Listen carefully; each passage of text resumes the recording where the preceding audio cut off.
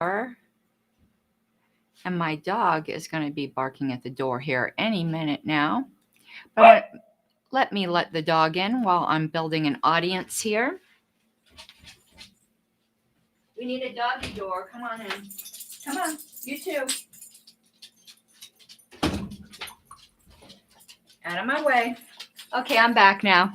Sorry, I had to let the dogs in. Whenever I stream from my home office, this is what happens. Wanted to get this out quickly because I had promised you all that I would be letting you know some filings I had done for the Delaware Judicial Committee hearing, which will be continued for tomorrow. So tomorrow there's going to be a lot of streaming. There's going to be the LNC hearing, and let's talk about that as well, on the Massachusetts case, or the Massachusetts situation, since it's not a case yet. And there will also be the continuation of the Delaware appeal. I don't have the times exactly for those yet, because I believe they're all in Eastern. And yes, I do keep my promises, Fidalgo files. So I did want to go over those files, but let's talk about Massachusetts here for a second, because it's very interesting. The requisite number of LNC members called for a meeting in order to discuss options for Massachusetts. It is so amazing to me that certain LNC members are trying to cancel this meeting. Actually, it's not terribly amazing. I guess it's to be expected. This LNC just is fumbling in the dark. I mean, they're more incompetent at their jobs as a whole than Joe Biden. You know, they're like Joe Biden trying to read a teleprompter. So the requisite number called for a meeting, and now certain ones are trying to cancel the meeting. Most notably being led by Chris Lucchini, who has never bothered to ask Region 1 for their opinion on this. Hopefully, Chris Lucchini is going to hear loud and clear from Region 1 soon enough. Because there's some shady business going on that the investigation is still ongoing. I'll give you that news when I can. But Chris Lucchini's got some very dirty hands in another area. This LNC can't seem to keep its hands or its nose clean. Of course, all the usual suspects are moving. Good evening, JC Woolrich. All the usual suspects are moving to try to cancel this hearing. Hearing's not even the right word. This meeting to discuss Massachusetts tomorrow. Let's just recap again what happened in Massachusetts, just so you know what the LNC is turning its back on. There was some weird sound that came from over there. My dogs are creating a disturbance. There were, actually, I think it's a YouTube channel. There we go. I don't know if some weird sound was coming through my speakers. If it was because I was watching Game of Thrones. How appropriate. So some Massachusetts members filed a petition for a special convention, which they are entitled to do under their bylaws. It's either their bylaws or their constitution. I'm going to use the word bylaws interchangeably here with constitution. I wish all state parties, and hello, Stephen, would just combine their documents so that they had one document. I need to put the heater on. It's getting cold in here. So if you hear that little hum in the background, it's the heater. So they had a right under their bylaws to ask for a special convention upon petition by a certain number of members. They filed this petition. They filed the agenda for the petition, which was to have a recall election of the board. The whole purpose for having the right to have a special convention called by the members is obviously because you're unhappy with the board in some way. So what did this board do? They denied the petition, even though their bylaws say they must grant the petition upon a certain number of signatures. What they're trying to say is that the agenda for the petition is out of order. However, their bylaws do not give them the authority to prejudge that. Please follow along with me here. Their bylaws say upon submission of a petition with a certain amount of signatures, they must. It doesn't say shall, doesn't say should, says must set the special convention. If they believe that the items called for in the special convention are out of order, the time to rule them out of order is immediately after the call to order of the special convention. Setting the convention itself is not optional, and it is not up to the state committee unilaterally to determine that items that members asked for in convention are out of order. It is up to the convention itself to make the final determination on that. A cardinal rule is that a society interprets its own bylaws, not the state committee. So, if they truly believed this agenda was out of order, what they should have done is called the convention immediately after calling it to order, ruled the agenda out of order, and given the membership the opportunity to appeal the ruling of the chair. This is basic stuff. This is not complicated. What they did was completely improper, and that would be bad enough. But then they turned around and expelled, I think it was 47 members. It's right around that number, if that number is not exact, of people merely for signing the petition.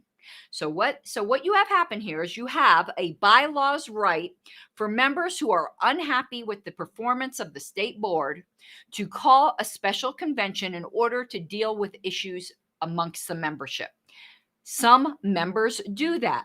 The reaction of the state board is to deny the petition without any right to do so under the bylaws, and then expel the people who had the temerity to question the state committee out of the party, proving their fact, proving the case that they had very good reason to be suspicious of the state committee and want a special convention to begin with. Irony of ironies. This is such a gross abuse of member power. And the LNC figured, we're just not even going to talk about this. We're just going to let the membership handle this at their own convention. Do you see the flaw in this? If the state committee can just throw out people to keep them from being delegates at their regular convention, how can those same people then address this issue at the regular convention? They can't. This is gross abuse of power. So that's the Massachusetts situation. So both shame on you and fuck you, Laura Epke and Valerie Sarwark, for thinking that this isn't something to the LNC to at least talk about. This is what I have to say to both of you. You're disgusting. I cannot believe the lack of backbone of this LNC to not even want to discuss it. And there are people who are not people I ordinarily agree with, such as Aaron Adams, who called for this meeting. And I give kudos to Aaron Adams for calling to this meeting. I don't know what her position ultimately is on this, but it's a no-brainer that it should at least be discussed. I may end up disagreeing with Aaron Adams vehemently at the meeting with everything she says. But at least she realized this is at least something that should be discussed. And you got Laura Epke, who's not even going to bother to attend the meeting. How much more can you spit in the eye of the people that were expelled? What is this party turning into? If I just saw this all happening on a piece of paper, like if I read this and it didn't say the name of the party, I would swear this was the Republicans or the Democrats.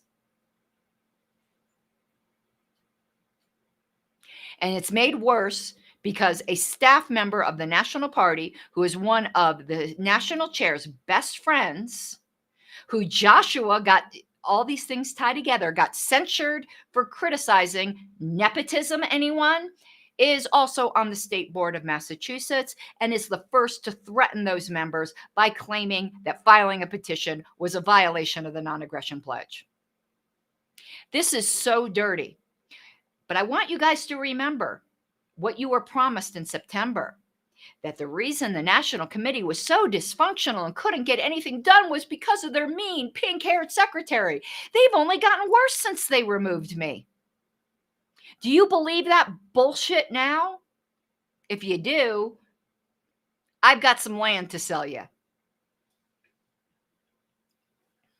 Unreal. Now let's get to Delaware. Delaware is another situation that this LNC fucked up. And funny, the same people were on the wrong side of this vote too. Not the December vote, the November vote. But we're going to go over the two filings that I had a hand in so that you have these as background for the hearing tomorrow. But before we do that, I need a sip of soda. And also, I forgot to grift. I'm such a terrible, terrible grifter. Oh, that's my printer. I keep wondering what that noise is. Remember, all super chats matter, and all super chats go towards my re-election campaign.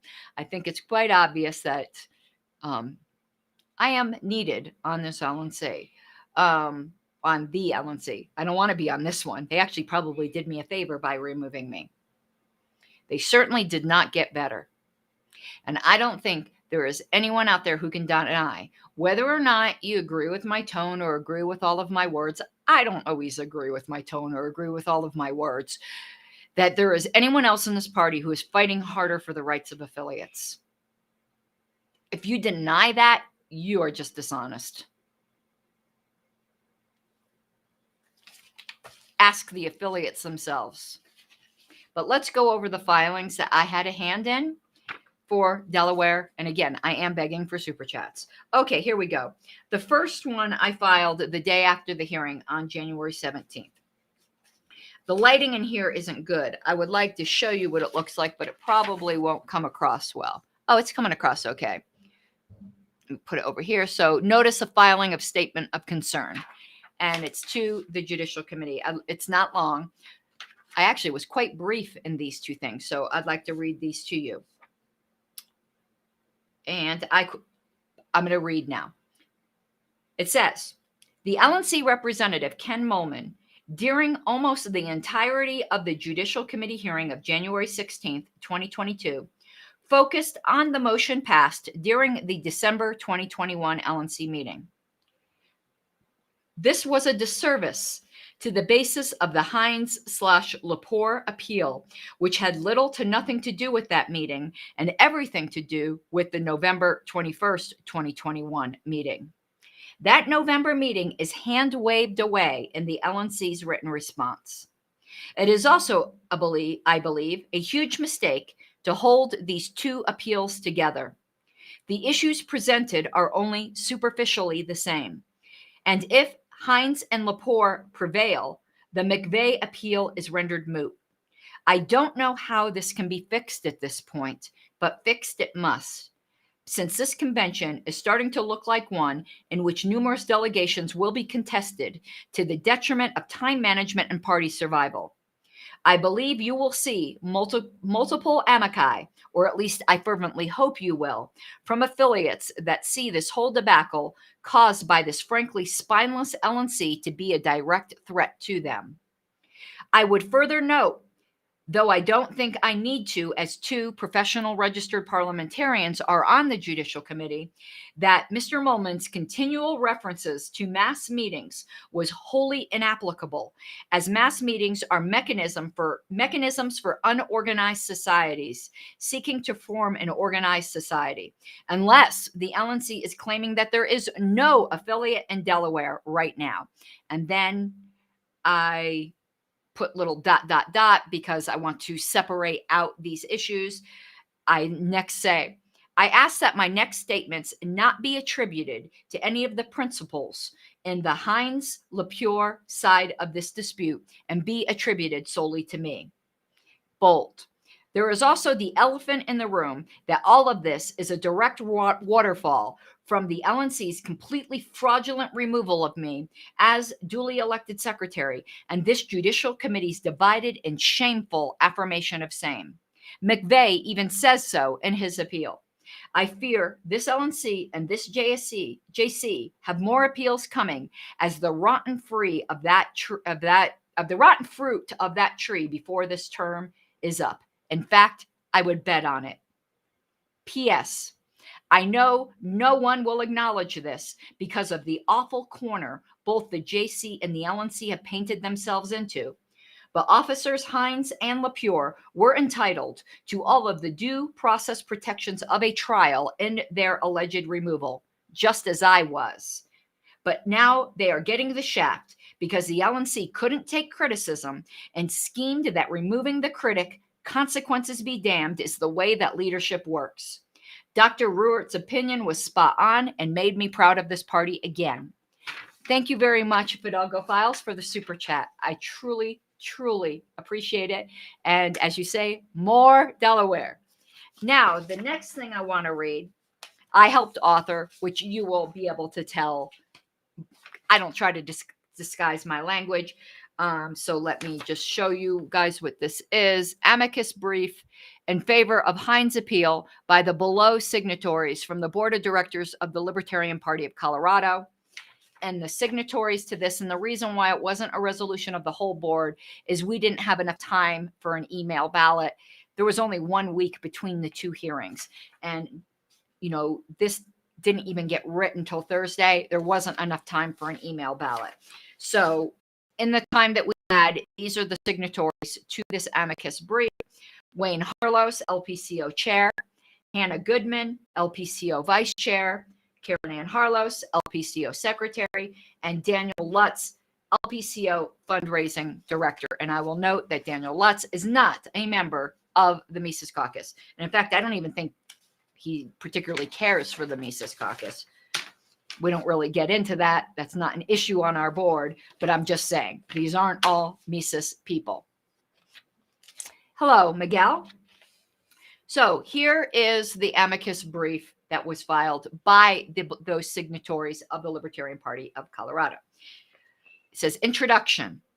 The two pending Delaware appeals should alarm every single affiliate in this country as it involves two significant issues. One, the utter dysfunction of the current Libertarian National Committee, paren LNC, close paren, and the chain of events, which included the removal of Secretary Harlos and censure of at-large Representative Smith and the political motivations that appear to have driven those actions.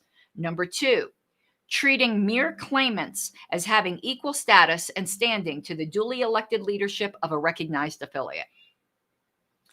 And then it goes on to say, while the second point is the one directly relevant to the LPCO and every other affiliate, that situation is a direct waterfall effect from the facts in point one.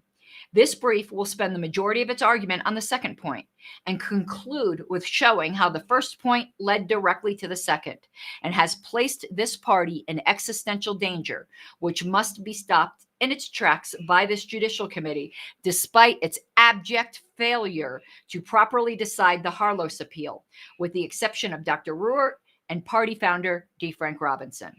Point number one, the board of directors / state committee elected at an annual convention should carry the strong presumption of legitimacy absent clear and convincing proof of a change. So that's the first bullet point. And here is the argument. Again, this isn't long. I am going to read it in full. It's 2 pages. The National Libertarian Party is a political organization in affiliation with state libertarian parties that routinely change leadership through elections at regular conventions, usually annually. This change of leadership is customary and routinely acknowledged by the LNC. There is never any claim that the LNC is violating the autonomy of an affiliate by automatically recognizing this regular change, and it would be absolutely ludicrous to even make such a suggestion. There are additional times throughout the year when leadership routinely changes without controversy through resignation and other events which create vacancies. Absent any challenges, these too are handled as a given by National as part of the regular operations of an affiliate. The issue at play in the Delaware affiliate is what happens when a rival group claims to have completely taken control of an affiliate outside of the events of a convention. How should this claim be treated? Since such a complete change is not routine and is ripe for abuse, any such drastic change should not be treated as automatically legitimate if there is any objection from the board duly elected at an appropriate convention. Any such rival claimants should be treated as making a mere claim that they have to prove with clear and convincing evidence, which necessarily involves proving that they followed their own rules and bylaws. If there is any question on this at all, the presumption should automatically favor the group that was elected in the routine manner. This is not only common sense, but also the only way to avoid setting a precedent of utter chaos. This is such a concern to the LPCO because as things stand right now, any Tom, Dick, and Harry can simply claim to the LNC with some half-baked story that they legitimately deposed the legitimate LPCO board and suddenly be treated as if they have an equally valid claim that the legitimate board must then rebut. This is exactly backwards. The rival claimants have the burden of proof. Extremely high burden of proof. And until such burden is met, the routinely elected board must be treated as legitimate by national. Any other practice poses an existential threat to each affiliate in this country and makes the party vulnerable to actual hostile takeovers, not from libertarians that some bitter subgroup disagrees with in an affiliate, from actual and open operatives from rival political parties or even foreign actors. The lack of backbone and decisiveness of this national committee is laying the groundwork for the potential destruction of this entire party. In his argument on behalf of the LNC, Vice Chair Ken Molman stated that the membership is the affiliate, not the board or any claimants to board positions. That is only half correct. The membership is the party, but the membership as a whole elects its agents, i.e. their board, to act as if it were them during the time between valid conventions. So the board stands in place of the membership during that time and thus is intrinsically bound up in the identification of the affiliate. When the LNC refuses to recognize a legitimate board, as it did with Mr. Hines and Dr. LaPure on November 21st, 2021, it has refused to recognize the chosen agents of the membership and thus performed a constructive disaffiliation and disenfranchisement and did it without even the high vote threshold required by the national bylaws. I hope that argument made sense. That is the crux of the issue in Delaware and why it is not violating the autonomy of an affiliate. And any LNC member that makes that claim has, what's it, my father, my Italian father, I'm probably mispronouncing this because it's been a while since I see it, but there was this Italian expression, catenazza in the gabba. It means nuts and bolts in the head. Or the Spanish expression I like, el carro entonado, todos son caminos, which is to a crazy car, everything is a road, meaning that to corrupt people, other people are just means to an end. Number two, the current situation is a direct waterfall effect from the Libertarian National Committee's malicious removal of a political critic and hypocritical censure of another. Several times in the McVeigh brief, allusions are made to the LNC's removal of its duly elected secretary for being critical of the LNC's performance and for philosophical differences. Mr. McVeigh analogizes those actions to his own, claiming that the three allegedly ousted board members were disruptive to his vision, with the clear implication being that if such an underhanded action was appropriate for the LNC, he is merely following their lead. Other affiliates have followed suit, which are likely to lead to additional appeals, specifically Massachusetts, in deciding that critical words are violations of the non-aggression pledge as alleged by the LNC in its charges against its legitimate secretary for her critical words, and that bylaws compliant steps to replace the board were further aggression. This waterfall effect will not end here if this judicial committee does not put a stop to it, with the inevitable result of a fracture in the party from which it may be impossible to recover. Conclusion. The below signatories from the Board of Directors of the Libertarian Party of Colorado, the birthplace of the party, see these events as a direct threat to the Colorado affiliate and believes that any other affiliate paying close attention to these events should do so as well. If I had a mic other than the mic I'm using to drop, I would have dropped it. I hope those points were clear and made sense. This whole situation is insane. Or as Gwen Stefani would say, what's it in Hollaback Girl, from spelling bananas, Bananas. I probably mispronounced that, but you know what I'm talking about. My goodness. Did I misspell bananas? Bananas. Yes, this shit is bananas. Unreal. So I wanted to give you that little taste of what at least I have filed. I haven't received copies of other filings, though I did ask the Judicial Committee for it. But, you know, they're volunteers. They got other things to do other than forward to me, you know, every filing in this case. I will be putting these up on Lpedia in due course.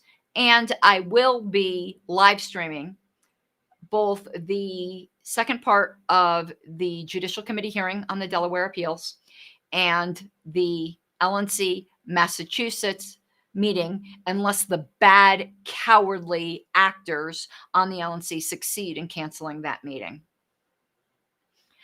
I am heartened by the fact that they haven't so far, but I think they are starting to see Reno loom closer and closer.